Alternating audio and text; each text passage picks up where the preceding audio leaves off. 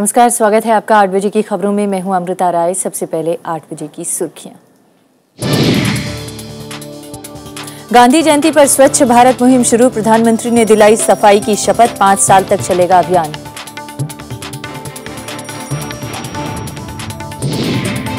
एशियाई खेलों में भारत का सुनहरा दिन, हॉकी में पाकिस्तान को हराकर जीता गोल्ड, ओलंपिक के लिए क्वालिफाई।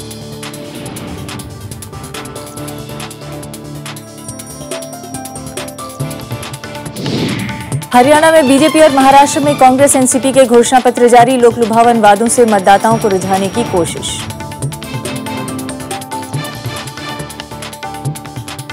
महाराष्ट्र में गठबंधन के पक्ष में थे सोनिया गांधी और शरद पवार, पृथ्वीराज चौहान पर अलग होने का आरोप।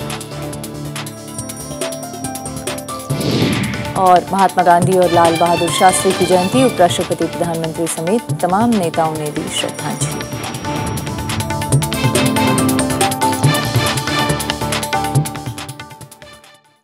सबसे पहले आज की पहली खबर।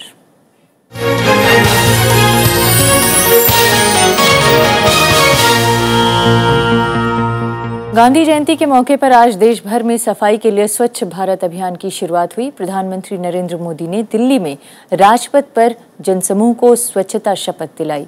इस अनूठे अभियान में करीब 31 लाख केंद्रीय कर्मचारियों समेत करोड़ों लोगों ने सफाई की शपथ ली।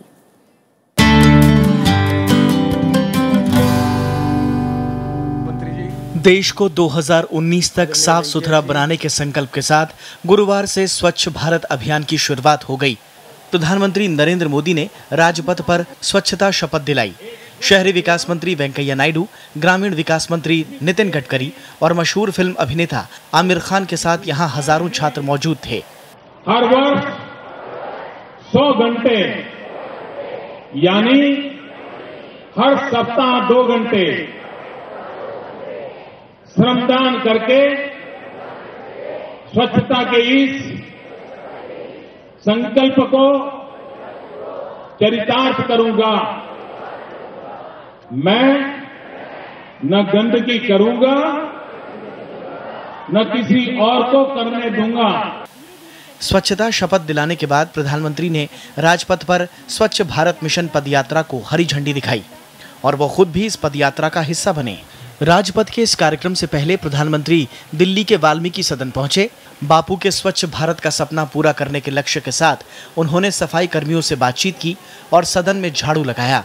मैंने पहले ही कहा, ये राजनीति से परे है, ये सिर्फ राष्ट्रभक्ति की प्रेरणा से किया हुआ काम है। केंद्र सरकार इस अभियान को शहरों और गाँव में आम लोगों की सहभागिता के जरिए कामयाब बनाना चाहती है। 5 साल में देश के सभी 4041 शहरों में सफाई के लिए खास अभियान चलाए जाएंगे। केंद्र सरकार ने हर ग्राम पंचायत के लिए सालाना 20 लाख रुपए देने का ऐलान किया। स्वच्छ भारत मिशन पर करीब 62,000 करोड़ रुपए खर्च किए जाएंगे। इनमें से 14,623 करोड़ रुपए केंद्रीय मदद होगी।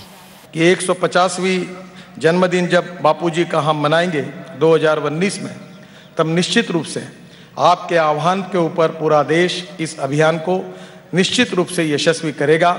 और स्वच्छ भारत अभियान ये देश का अनूठा अभियान है जो केवल मन को भी साफ करने का है और साथ में जन आंदोलन भी है। जो उन्होंने ये फैसला किया है, जो उनकी ये सोच है, बहुत ही खूबसूरत सोच है और हम सबको इसके साथ जुड़ना चाहिए। हम सबको इसके साथ कदम से कदम मिलाना चाहिए। आजादी के बाद के सबसे बड़े सफाई अभियान के तहत संसद में भी लोगों ने सफाई का संकल्प लिया। राज्यसभा महासचिव शमशेर के शरीफ ने सचिवालय के कर्मचारियों को स्वच्छता शपथ दिलाई। दिल्ली में कई दूसरे मंत्रालयों में भी सफाई कार्यक्रम हुए। नई दिल्ली रेलवे स्टेशन पर रेल मंत्री सदानंद गौड़ा और स्वास्थ्य मंत्री हर्षवर्धन ने सफाई की। मैं स्वास्थ्य विभाग के एक साधारण कर्मचारी से ये एक्सपेक्ट करता हूँ कि उसको हर काम में अपना कंट्रीब्यूशन करना है, उसमें उसको अपना हार्ट एंड सोल लगाना है, तो उसकी शुरुआत सबसे पहले मेरे से होनी चाहिए। कई दूसरे राज्यों में भी लोगों ने सफाई का संकल्प लिया और स्वच्छ भारत अभियान के तहत सफाई की। लखनऊ में केंद्रीय गृह मंत्री राजनाथ सिंह तो अहमदाबाद में बीजेपी के वरिष्ठ नेता लालकृष्ण आडवाणी ने सफाई की कमान संभाली। मुंबई में बीजेपी अध्यक्ष अमित शाह ने लोगों से बढ़ चढ़कर अभियान में हिस्सा लेने की अपील की। पटना, भोपाल, बेंगलुरु, गुवाहाटी, चंडीगढ़ समेत कई जगहों पर लोगों ने देश को साफ रखने का संकल्प लिया। अनु दीवान के साथ विपिन चौहान, राज्यसभा टीवी। स्वच्छ भारत अभियान पर हालांकि सवाल उठाते हुए आम आदमी पार्टी ने सफाई कर्मचारियों को तरजीह न देने की बात कही है, जबकि जेडीयू ने इसे बड़े बदलाव का सूचक नहीं माना है। हालांकि कांग्रेस ने गांधी जी के आदर्शों को पूरा करने पर ज्यादा जोर दिया है। गांधी जी की वजह से स्वच्छता अभियान शुरू कर रही है सरकार, तो मेरा सरकार से यही कहना है कि फिर गांधी जी के सारे आदर्शों को माने। ये नहीं कि जहाँ गांधी जी सूट करे वहाँ गांधी जी को मान लिया, और जहाँ गांधी जी की दूसरी बातें हैं उनको हम नहीं मान रहे हैं, क्योंकि गांधी जी ने तो बहुत कुछ कहा जो इनकी जो नीति उससे और इनकी आइडियोलॉजी से जिसका टकराव है सीधे सीधे। दिल्ली की सफाई भी बिकट है। लुटियन जोन में झाड़ू लगाना ये प्रतीकात्मक बहस चलेगी, लेकिन जो बनावट है आज समाज की, वो बनावट सफाई वाली नहीं, वो अपने घर की सफाई वाली है। सफाई कर्मचारियों की समस्याओं का समाधान निकाला जाए, ये इन्हें ठेकेदारी के शोषण से मुक्त किया जाए, इनको पक्का किया जाए, इनकी तनख्वाह बढ़ाई जाए और इनके बच्चों के लिए शिक्षा का व्यवस्था की जाए। देश स्वच्छ रखना तो देशवासियों का कर्तव्य है। इसी मारे इस अभियान में हम सब शामिल हो रहे हैं कि ये देश का अभियान है और इससे देश का हित होगा। और आज इस मुद्दे पर बातचीत के लिए हमारे साथ हैं मशहूर समाजशास्त्री आशीष नंदी जी। बहुत बहुत स्वागत है आपका आशीष नंदी साहब। जिस तरह से आज भारत सरकार की तरफ से स्वच्छता अभियान चलाया गया, क्या आपको लगता है कि ये एक बेहतर कदम है सफाई के दिशा में भारत के लिए और बहुत जरूरी कदम है? कदम तो बराबर है, जरूरी भी है, पर पहले भी ये कदम उठाया गया है कई बार। देखना पड़ेगा कि कब तक चले और कहां तक पहुंचे। आप निर्मल भारत अभियान की बात कर रहे हैं जो यूपीए सरकार ने चलाया था। निर्मल, उसके पहले सूरत में भी ऐसा एक आंदोलन चलाया गया था और बिहार में भी मधु किशोर जी भी ये आंदोलन चालू किए थे दिल्ली में। थोड़ा बहुत अच्छा भी चला वो, पर देखा जाएगा कि कहां तक चले। देश सारे देश में चलाना सरल नहीं है जी, क्योंकि असल कारण main source of dirtiness is poverty जी, particularly urban poverty जी, because in village they have learned to live with poverty and yet be clean। गांव में जो रहते हैं वो गरीबाई में रहते हैं, फिर भी उनमें सच्चाई का कुछ सेंस है, परंतु ये शहर में जो प्रॉब्लम है जी, वो प्रॉब्लम सॉल्व करना सरल नहीं है जी। आप एक तो ये बात कह रहे हैं कि शहरी लोग 2 अक्टूबर के बाद भी जागे रहेंगे, सचेत रहेंगे, इस बात को देखना सबसे मुश्किल काम होगा और ये सबसे बड़ी चुनौती होगी। लेकिन दूसरी बात ये है कि आप इस तरफ इशारा कर रहे हैं कि अगर वाकई स्वच्छ भारत बनाना है तो गरीबी मिटाना सबसे महत्वपूर्ण काम है। ये जरूर यही बोलना है मुझे। इसका कारण ये है कि लोग स्लम्स देखने नहीं चाहते हैं, क्योंकि उनको लगता है वहां गंदापन बहुत है, परंतु the fact of the matter is this that there is very little done to actually take care of the problem. I think they should have had a more limited aim and it would have gone further. I am very glad that they have started this movement in government offices because those offices are particularly dirty and disorganized despite a surplus of workers. Secondly, the slums are dirty and ugly, and removing that ugliness and that dirtiness is really hard job without taking care of the slums in a human way. That doesn't mean that you just displace the people in the slums. That means a human concerned attack on dirtiness to reaching out to the poorest of the poor.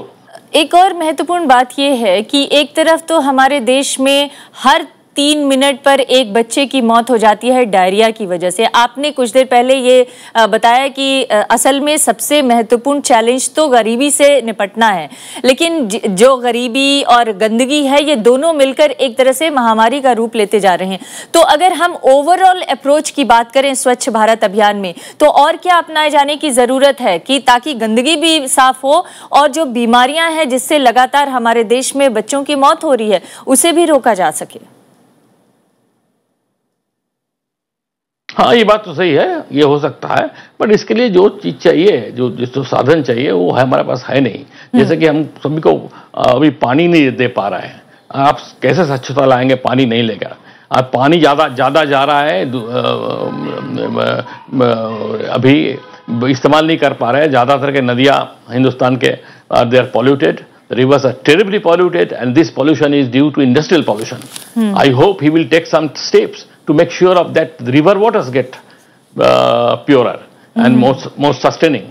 I mean, it's pointless to talk of cleaning streets through brooms and forgetting that the industrial pollution is one of India's major problems. Millions of people in India live on river banks. They depend on river water for everyday use, and these river waters are terribly polluted. उसके तरफ ध्यान देना चाहिए। जी, एक आखिरी सवाल मैं जानना चाहती हूँ, ओवरऑल अप्रोच क्या होना चाहिए? आपने इंडस्ट्रियल पोल्यूशन की बात की, आपने रिवर पोल्यूशन की बात की, आपने गरीबी की बात की, आपने उन गरीब लोगों की बात की जो दरअसल मैला ढोते हैं और पूरे शहर की गंदगी का बोझ उनके ऊपर होता है, मगर उनके जीवन स्तर को सुधारने के बारे में कोई नहीं सोचता है। तो ओवरऑल अप्रोच क्या होना चाहिए? क्योंकि 5 साल तक ये अभियान चलाने की बात सरकार कर रही है, तो आने वाले दिनों में सरकार का अप्रोच क्या होना चाहिए? They should make sure that a 5-year program does not end up, most of the money doesn't end up in the pockets of contractors and others in charge of the movement, and that part of it is not directed to electoral funds of parties.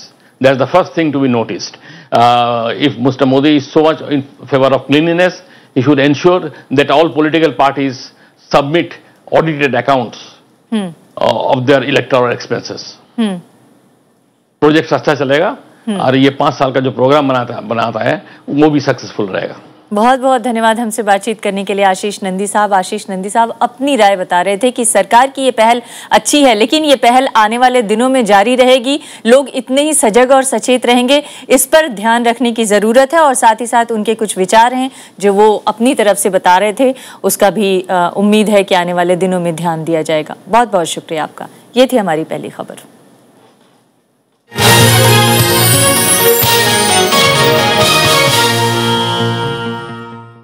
और अब चुनाव से जुड़ी खबरें।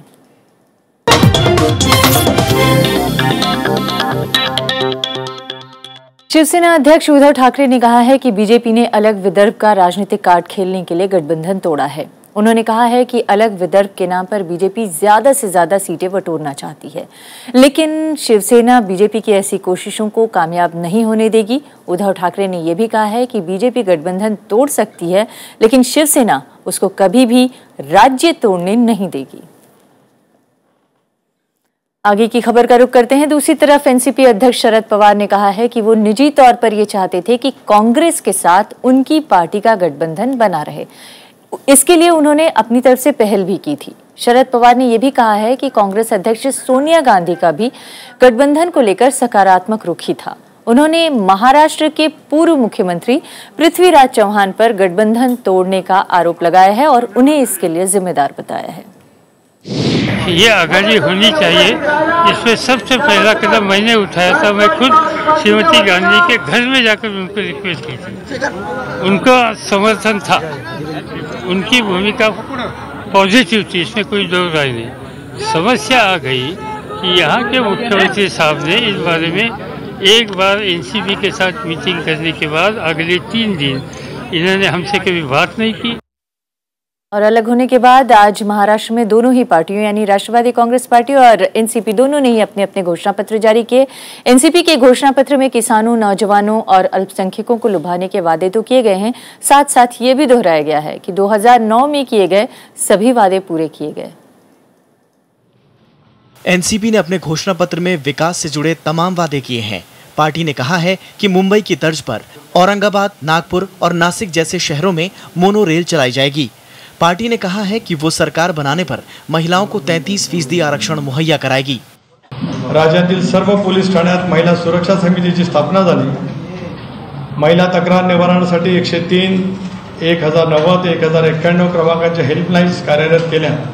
इसके अलावा NCP के घोषणा पत्र में कहा गया है कि सरकार बनने पर पार्टी खेतीहर मजदूरों को पेंशन देगी, 60% खेती ड्रिप सिंचाई योजना के अंतर्गत लाई जाएगी और 5000 से ज्यादा आबादी वाले सभी गांव सफाई योजना के तहत लाए जाएंगे।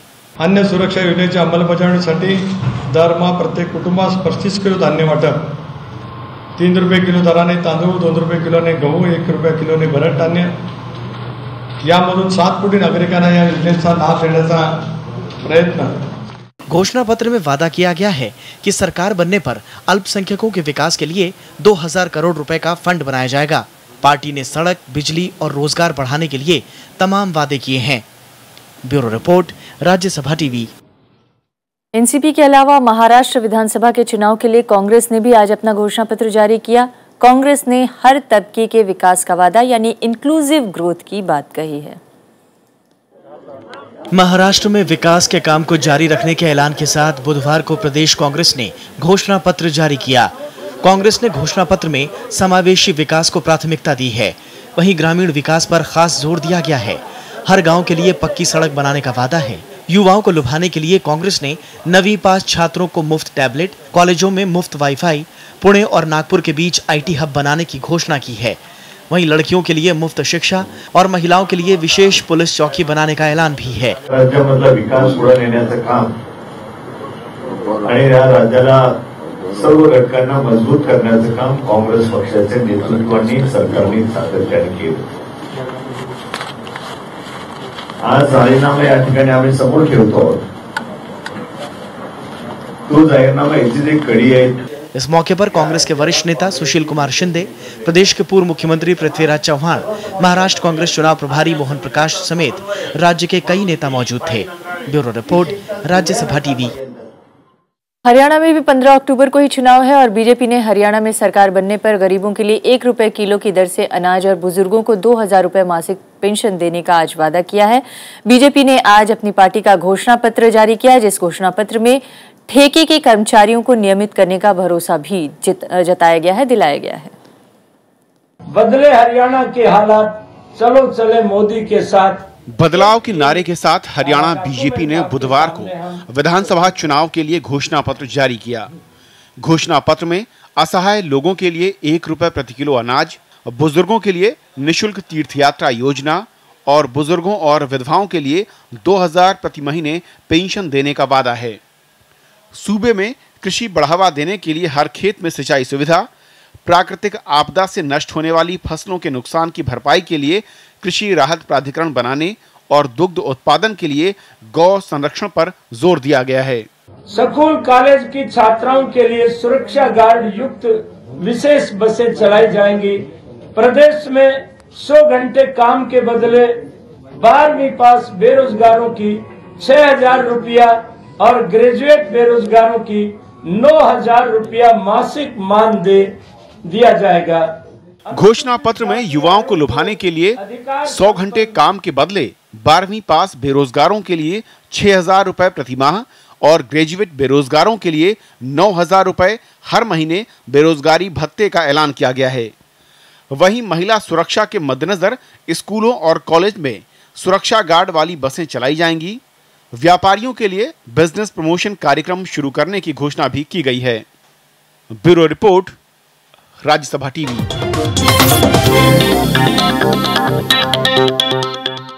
एक ब्रेक के लिए रुकेंगे, ब्रेक के बाद लौटेंगे कुछ और खबरों के साथ।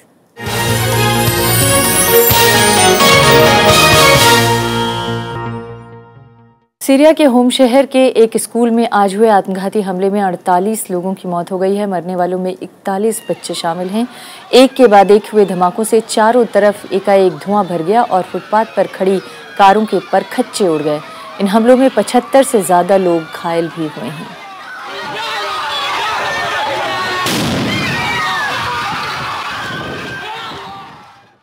सऊदी अरब में हज की पाक रस्म आज से शुरू हो गई। लाखों की तादाद में ज़ायरीनों ने आज मीना में इबादत की।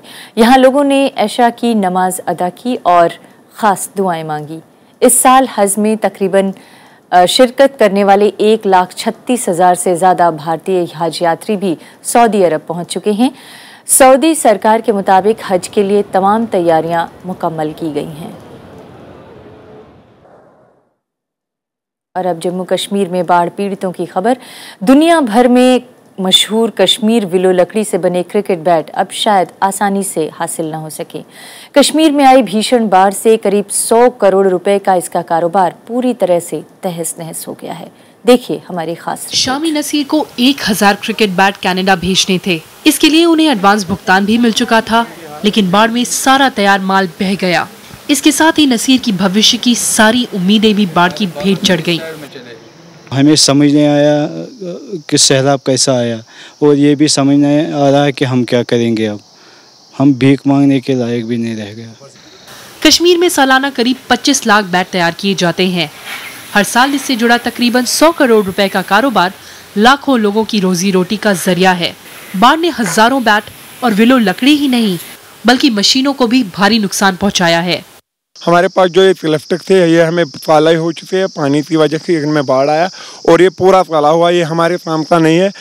बैट बनाने वालों ने पिछला कर्ज भी नहीं चुकाया है, इसलिए नई मशीनें खरीद पाना भी मुश्किल है। 2015 में होने वाले क्रिकेट वर्ल्ड कप से कारोबारियों को काफी उम्मीदें थी, लेकिन अब यहाँ मायूसी का माहौल है।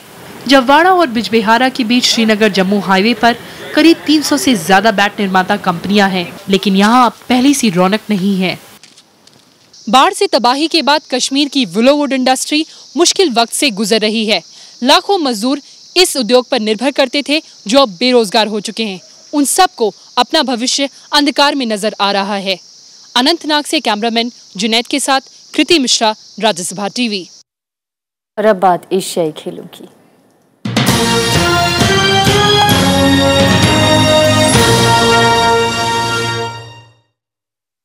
भारत ने 16 साल बाद एशियाई खेलों के पुरुष हॉकी का स्वर्ण पदक अपने नाम कर लिया। फाइनल में भारत ने पाकिस्तान को पेनल्टी शूटआउट में 4-2 से मात दे दी। इसके साथ ही भारत 2016 के रियो ओलंपिक के लिए भी क्वालिफाई कर गया। भारतीय महिला टीम 4x400 रिले दौड़ में स्वर्ण जीतने में कामयाब रही। Have won the gold medal. There's the winning penalty stroke. पुरुष हॉकी के फाइनल में जीत का ये पल 16 साल के लंबे इंतजार के बाद आया। इस गोल के साथ ही भारत ने पुरुष हॉकी के स्वर्ण पर कब्जा कर लिया। खेल के तीसरे मिनट में रिजवान मोहम्मद ने गोल कर पाकिस्तान को बढ़त दिला दी। कोथाजीत सिंह ने 27वें मिनट में गोल कर भारत को बराबरी पर ला दिया। निर्धारित समय में 1-1 की बराबरी पर छूटने के बाद मैच का नतीजा पेनल्टी शूटआउट के जरिए निकला। गोलकीपर पी श्रीजेश के शानदार खेल की बदौलत पेनल्टी शूटआउट में भारत ने पाकिस्तान को 4-2 से मात दे दी। दोनों देश 32 साल बाद एशियाई खेलों के फाइनल में भिड़ रहे थे। भारत की पुरुष टीम ने पिछली बार 1998 के एशियाई खेलों में स्वर्ण पदक जीता था। इससे पहले दिल्ली में 1982 के एशियाई खेलों के फाइनल में भारत पाकिस्तान आमने सामने थे। इसमें पाकिस्तान ने भारत को 7-1 से हराया था। The Asian Games record 3:29.02. गुरुवार को भारत के लिए दूसरा स्वर्ण महिलाओं के 4x400 रिले दौड़ में आया। प्रियंका पवार, टिंटू लुका, मनदीप कौर और MR पूवम्मा ने एशियाई खेलों के लिए रिकॉर्ड टाइम में दौड़ पूरी की। Bureau report, Rajya Sabha TV. भारतीय मुक्केबाज सतीश कुमार ने भारत को मुक्केबाजी में आज कांस्य पदक दिलाया। सुपर हेवीवेट कैटेगरी के सेमीफाइनल में सतीश को कजाकिस्तान के इवान से हार का सामना करना पड़ा। उधर 75 किलोग्राम कैटेगरी में विकास कृष्णन ने कांस्य दिलाया। 17वें एशियाई खेलों में मुक्केबाजी में भारत ने कुल 1 स्वर्ण पदक और 5 कांस्य पदक जीते हैं। इसमें मैरी कॉम का स्वर्ण पदक भी शामिल है। 2010 के एशियाई खेलों में मुक्केबाजी में भारत को 2 स्वर्ण पदक हासिल हुए थे और कुल 9 पदक भारत ने मुक्केबाजी में हासिल किए थे।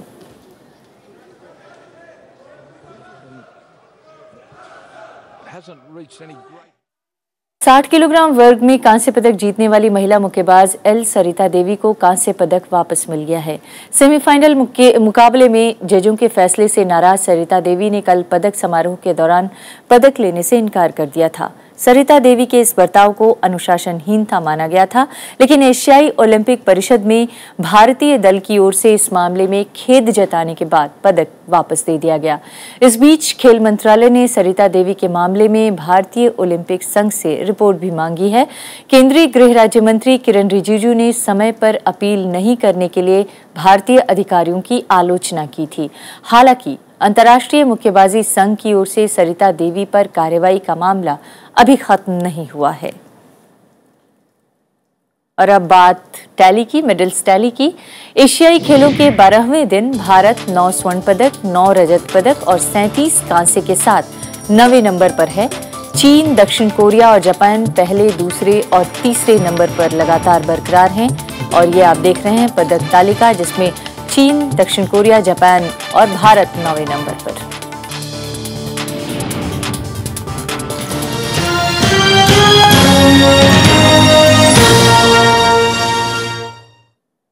दिल्ली के गांधी स्मृति में इस मौके पर यानी गांधी जयंती के मौके पर सर्वधर्म प्रार्थना सभा का आयोजन किया गया, जिसमें उपराष्ट्रपति मोहम्मद हामिद अंसारी और प्रधानमंत्री नरेंद्र मोदी समेत तमाम गणमान्य लोग मौजूद थे। तो एक बड़ा ही अच्छा माहौल यहाँ पर है, जहाँ पर सुबह से